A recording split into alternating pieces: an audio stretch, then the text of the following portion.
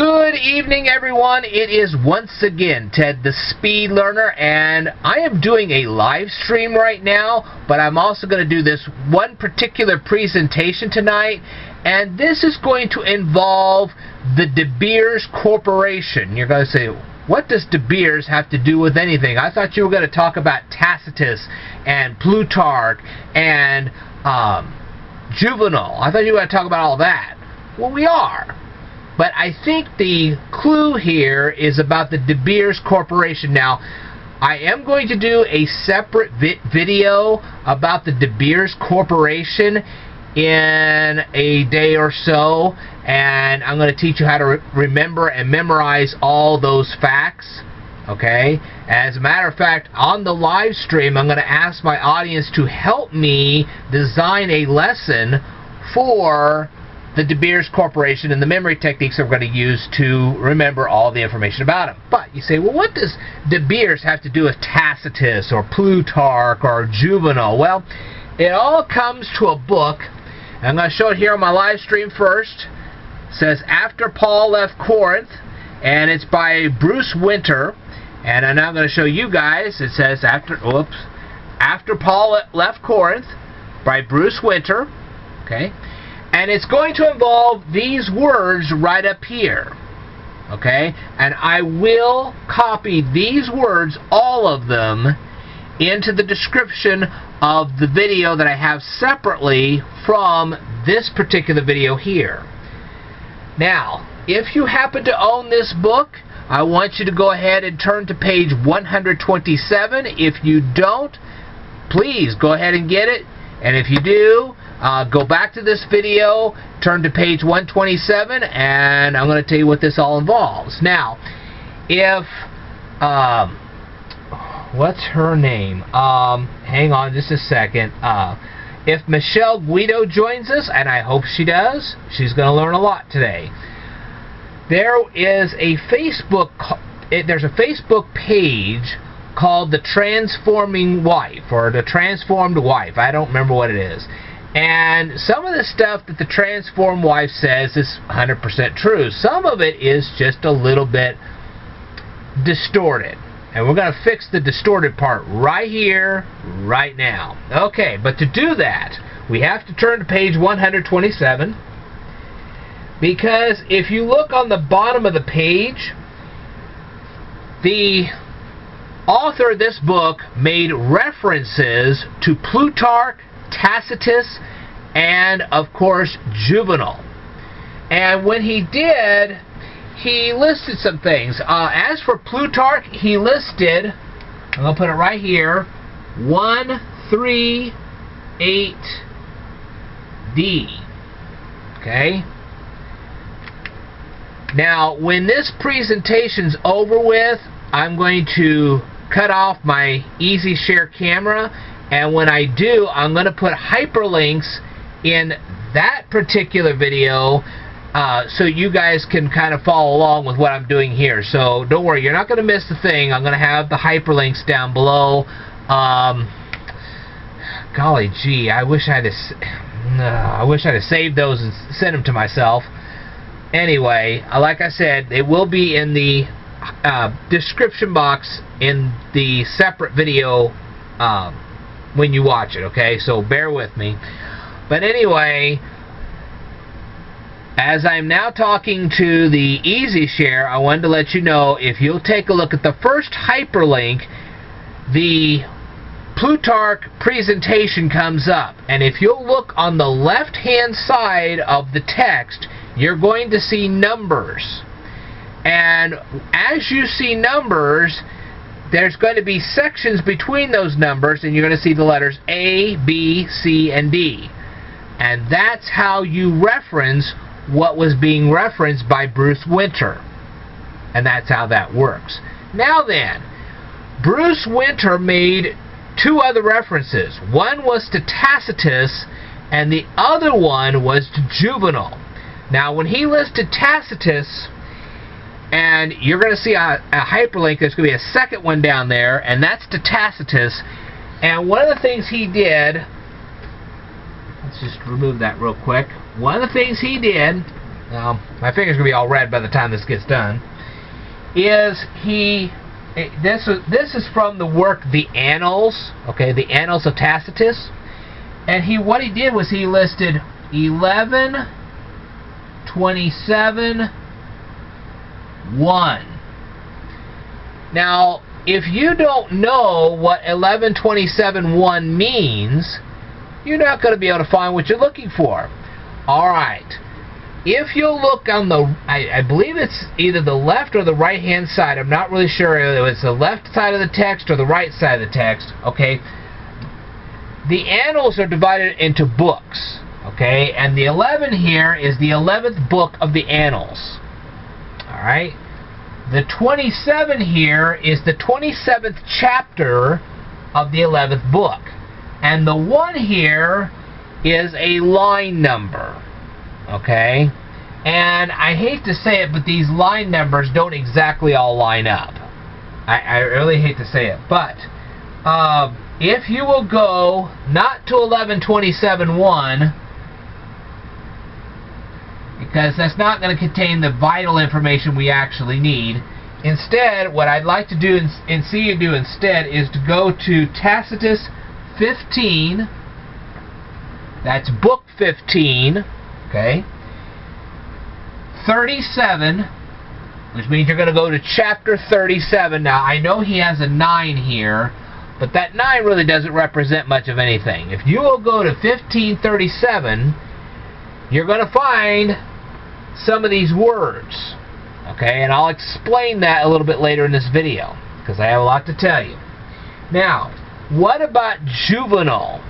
Okay, now Juvenal has an even bigger trick. And I'll explain that in just a second too. Juvenal goes like this.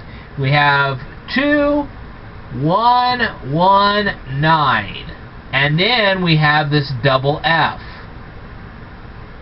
Why the double F? Well, I'm going to tell you exactly why there's a double F there, because it's saying go to line 119, because in Juvenal they have books, but they don't have chapters, okay? They have a set of lines instead. So what you're going to do is you're going to go to book 2, line 119, and then, because it's called Juvenal Satire, and I found it, and there's a hyperlink to that right down below. Well, there will be when I get all said and done. There will be an actual hyperlink right down below, and you'll go to Juvenal, book 2, 119, and this double F. And what double F means, it says start at line 119 and read on. Read on past 119. And there's a reason for this. And you're going to find this out in just a second. But anyway, what does all of this have to do with De Beers? Well, let me ask you guys something. And if you're watching me later on, after I get done with this live stream, go ahead and leave your answer down here in the comments below. But if you're here on the live stream right now, I want to see if you can answer this question. What would De Beers have to do with Tacitus, Plutarch, and Juvenal? And I'll give you a clue. What does De Beers do? What is the main function of their company? Think about it. I'm going to give you just a second here to think, and then you tell me what De Beers has to do with those works. And the clue is, like I said, it's their main line of business. What do they normally do in their main line of business? Think about it. Just for a second. Then I'll explain everything.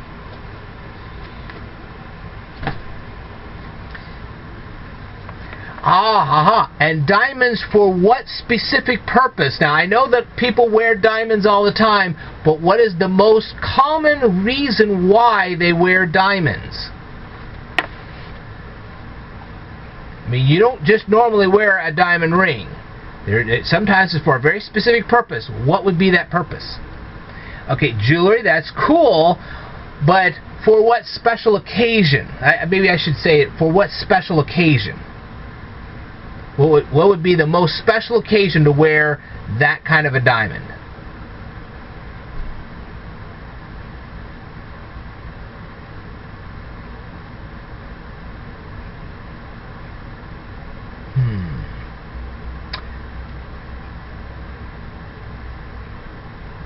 Give up? Aha! Now you got it! A wedding! That's exactly right! A wedding! So this is what it's going to be all about. Okay? Now,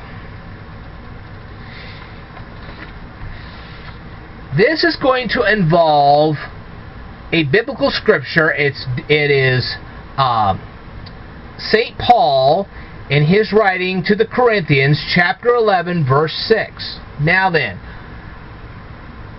Mr. Winter was trying to prove that the ladies that had these coverings on were married.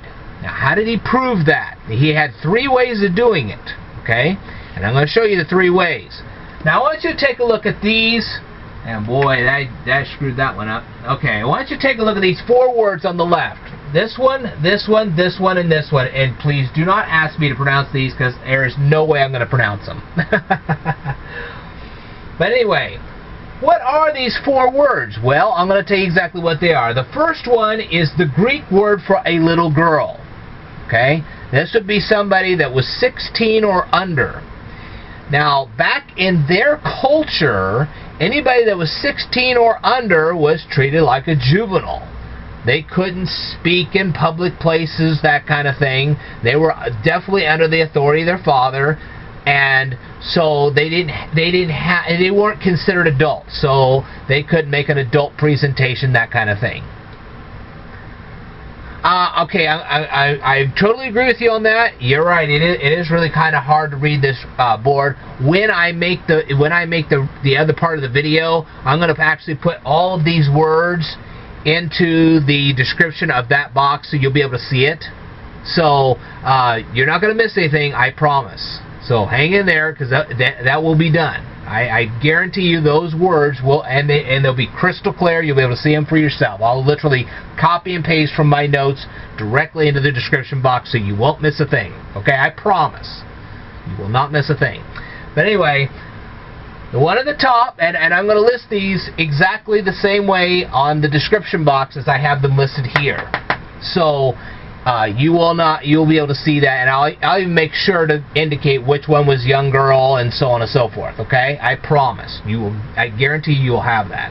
So bear with me on this one. Anyway, the second one, which is kind of long here, is the Greek word for young lady. This would be somebody that was over 16 years old but wasn't quite married yet. This would be well, like I say, somebody that was betrothed, or somebody that was in the process of being betrothed, because usually in that period of time, we're talking about back in the 1st century, they usually were trying to get betrothed by the time they were 16 years old. Okay, so that's where this one comes up from. The one on the very bottom here, and I will make sure everything's all set up, this one is the word for widow. Okay, so in other words, somebody was married and then their spouse died. And in this particular case, this would be a female widow, because they had a different word for a male widow. Okay, so now we've eliminated young girls, people that were betrothed, and keep in mind that even though they were betrothed, they were still under the authority of their father until they got married. And then we have the word for widow.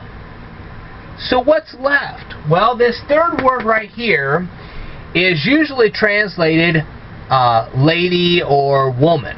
Okay, but it's very specific on this. I'm going to show here that most of the time this was translated as wife. And I will show you exactly how that works in a little bit. Okay, so the first part of this proof is saying, well, we've eliminated young girls, we've eliminated people that were betrothed, we've eliminated people that were widows. Now, this could also refer to a prostitute, because if a person wasn't married and they were still active, as you know, you get the idea, then they would have been considered a prostitute. So that could be used for the word prostitute, but usually this was used for wife. But we have to make a connection between this word and another word that we're going to talk about over here. And when you put the two together, it definitely confirms that it's wife. Okay? Now, alright. Now, Mr. Winter, as he made his discussion, was also then referring to this word right over here. And these are various forms of this word right here. Now, you have to kind of split this off, because this part of it, this part is a prefix, and this is actually the part that has these forms. Okay? And I think the pronunciation of this is kata, cow, something or another.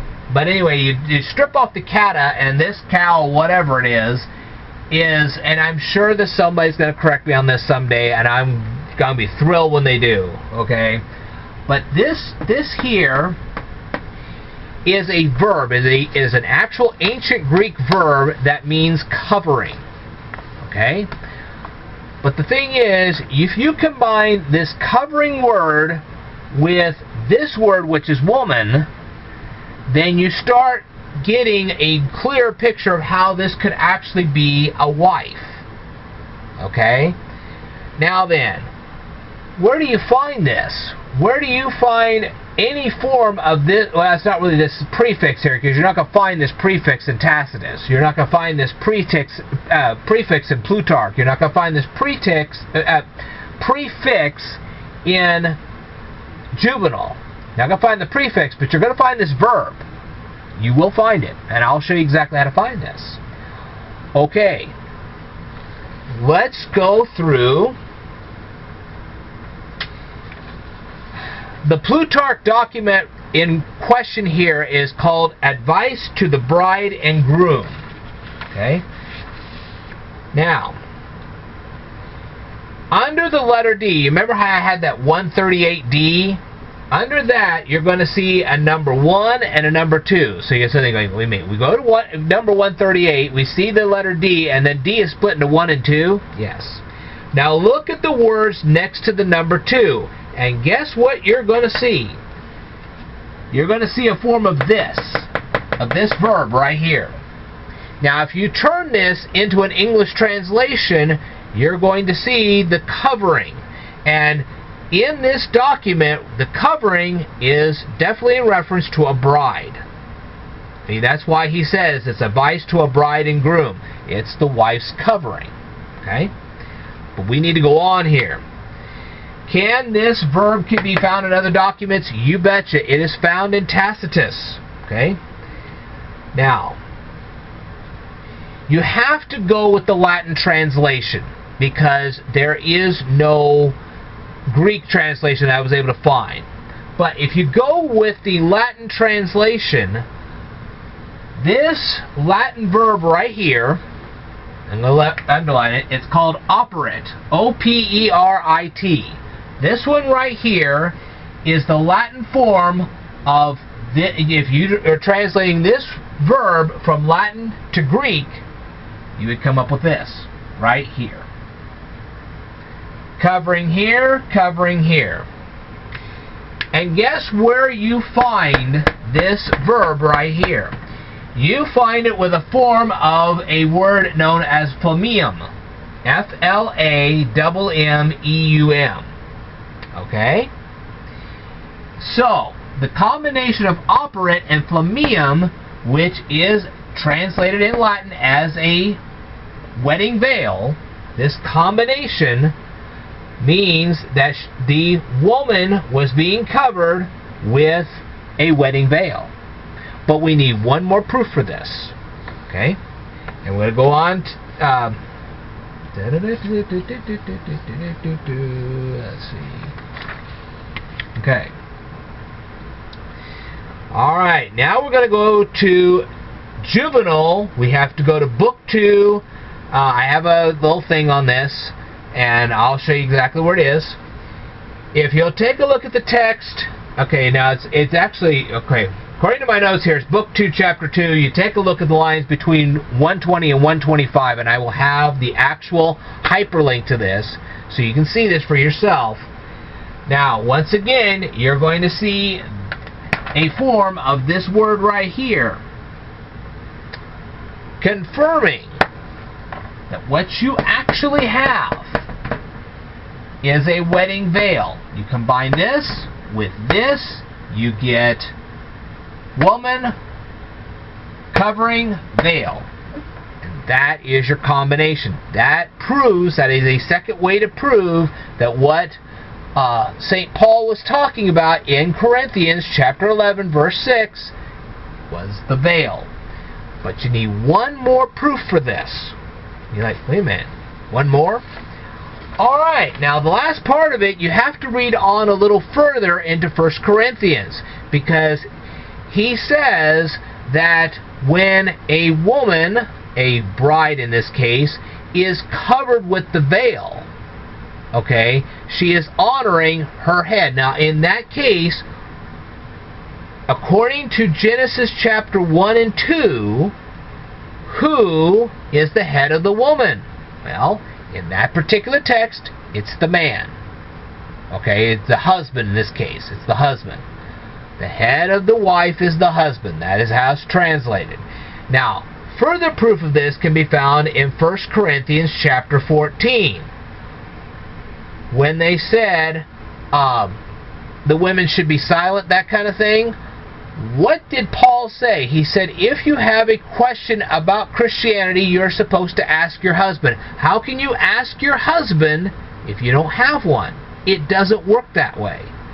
So that is 3 separate ways to prove that the covering that the women were wearing in 1 Corinthians chapter 11 verse 6 was the wedding veil. Therefore, the person that Paul was talking about in 1 Corinthians chapter 11 verse 6 was a wife. She was not any ordinary lady, she was an actual wife, and so the instruction applied strictly to wives. You see how the proof actually works? That took a lot of digging, I can tell you that. And I wanted to make sure you guys understood how to locate all this. Okay? And now you can see exactly how to do that. I know that's one of the longest proofs I've ever had to do, but I was more than happy to do it. But now you can kind of see how we came up with this, where it came from. I did a lot of looking, and I did a lot of extensive research on this. So yes, there you go. And like I said, all of this is going to be in the description below so you guys can actually see it. Alright. Well, I want to thank you very much for watching this particular presentation. I hope you learned a lot from it. And now when you're reading these ancient texts, you'll be able to read them a little more clearly. Especially if somebody references the text, you'll now know exactly how it's to be referenced. Alright. I will tell you more in a future video, so I'd like for you to stay tuned.